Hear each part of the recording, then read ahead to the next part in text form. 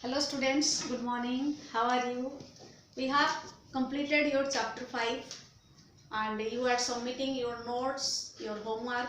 That's why very good, and I am thankful to all of you because you are doing your homework regularly and properly. And keep it up and keep continuing doing your homework and send us regularly.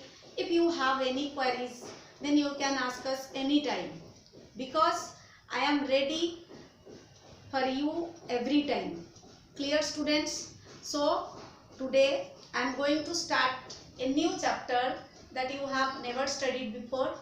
This is your anatomy of flowering plants.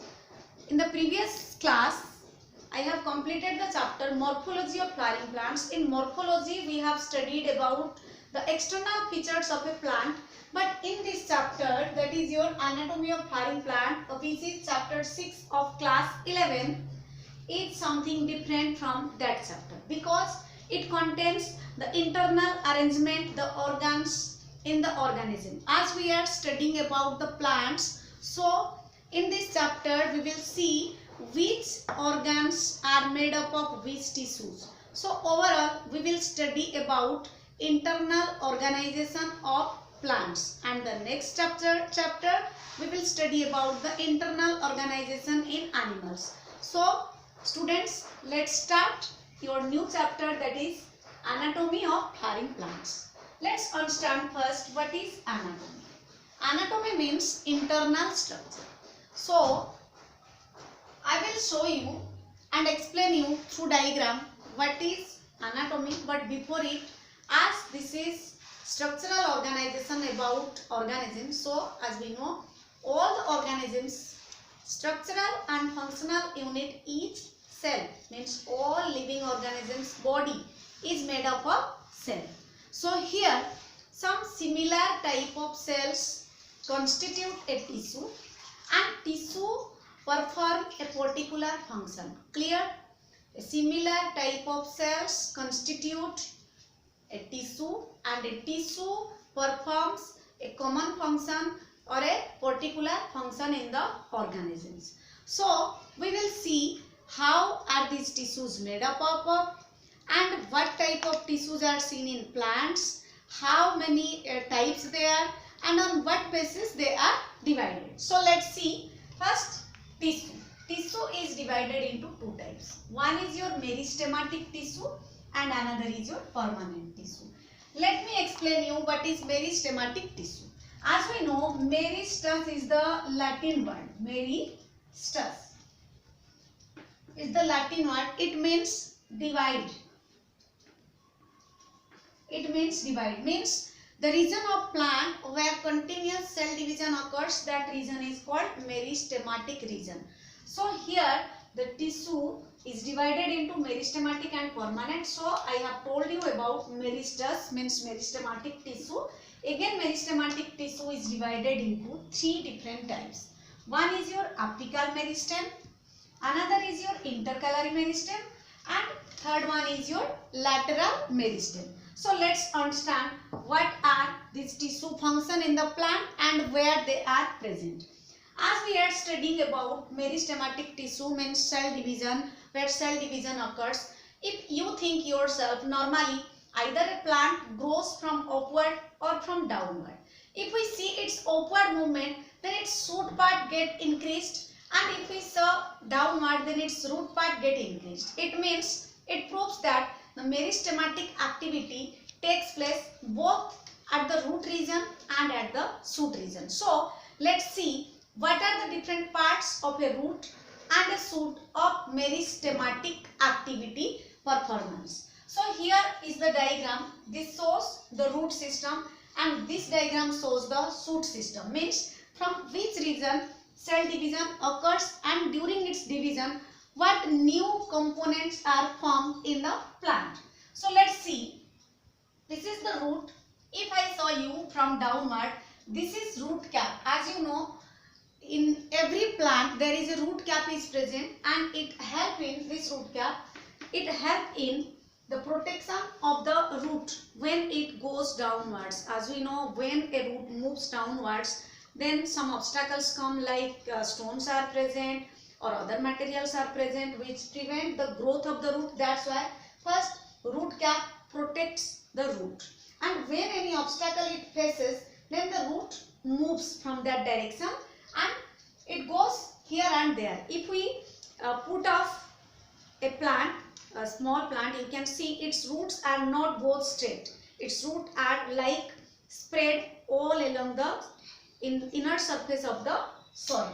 So this portion is your called root cap. Is called root cap.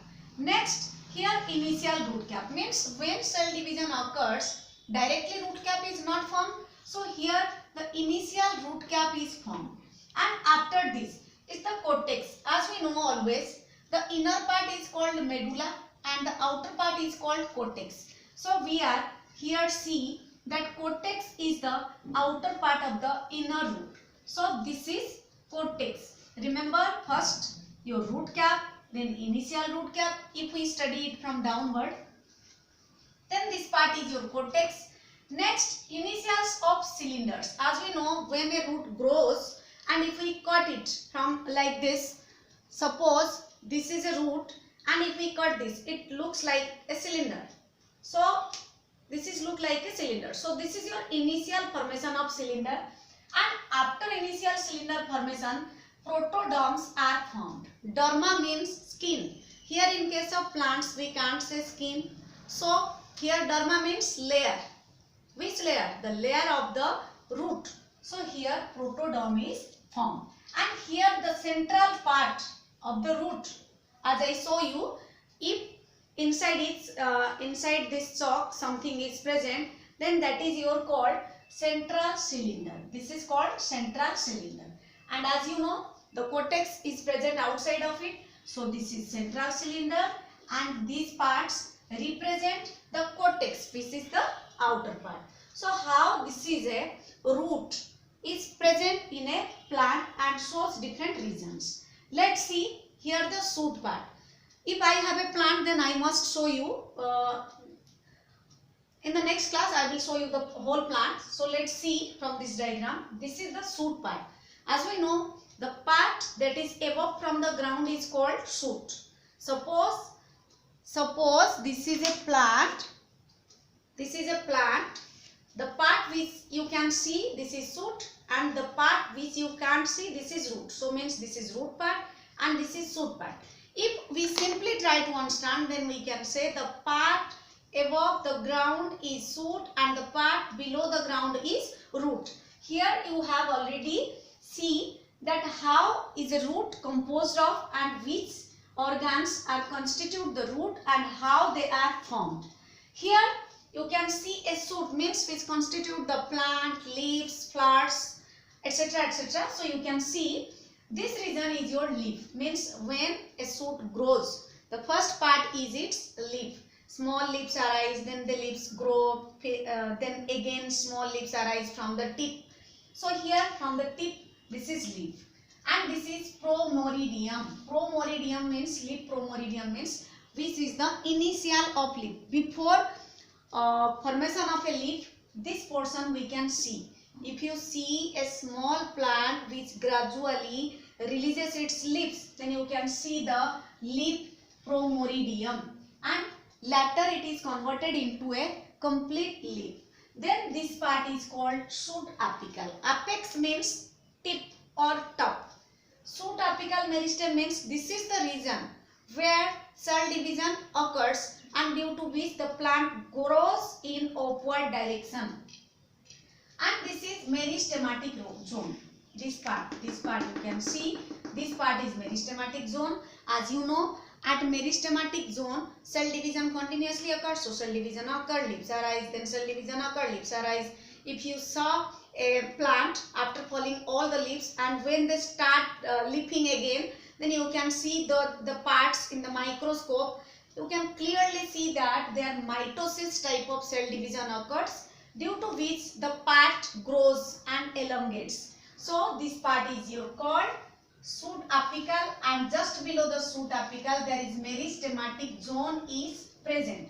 Then here is the axillary bud. Let's understand what is axillary bud. If you clearly, or if you minutely look at a plant, you sometimes see a large branch is present just above a leaf.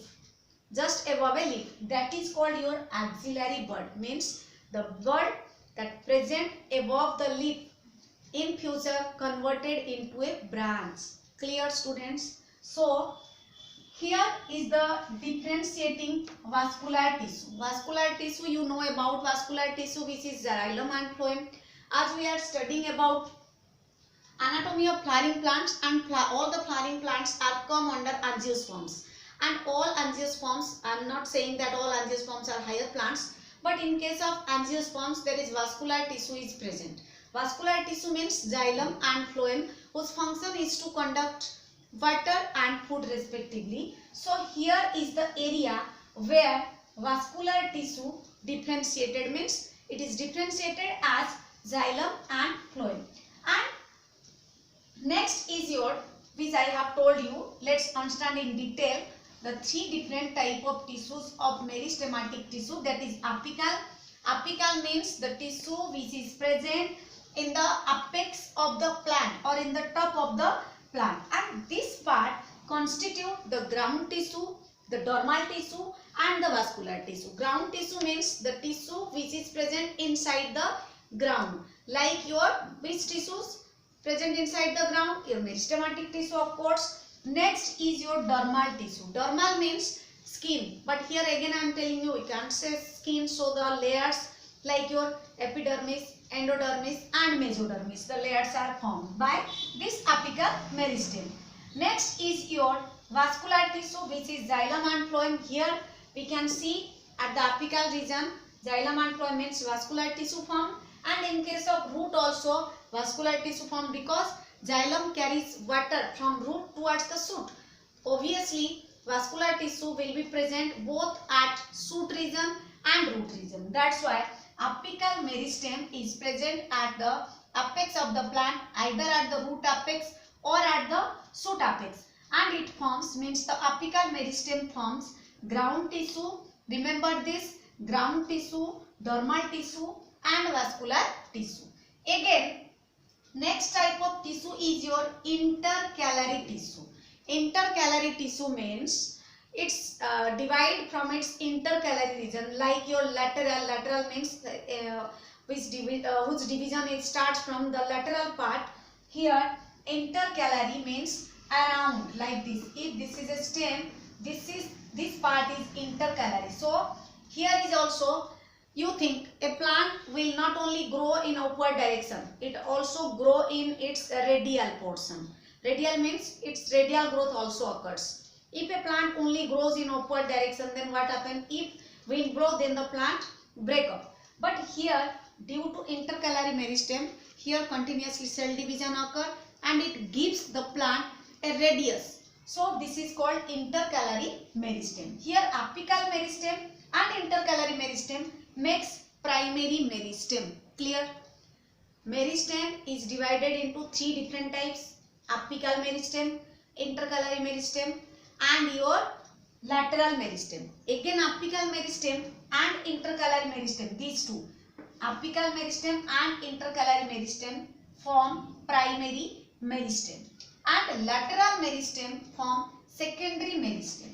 Why this is called secondary meristem? Because after cell division they get converted into secondary meristem. It means here cell division occurs but in a slow rate when it compared with the apical and intercalary meristem.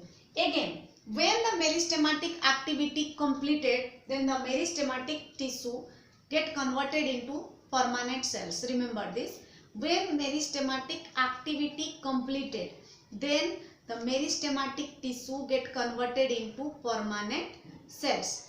If we see the browsers or the domestic animals who feed on grass, as I have told you that only cell division occurs at the tip of the plant. When domestic animals or browsers which eat on grass, they eat up all the grasses, but after some days the grass again grows up. If the meristematic region is completely finished by these domestic animals or browsers, then how it is possible?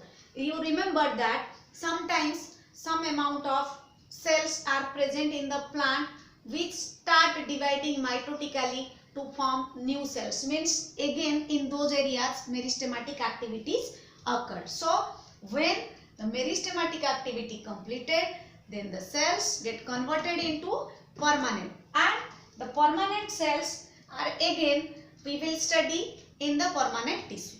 Clear students? So in our next class we will study about permanent tissue.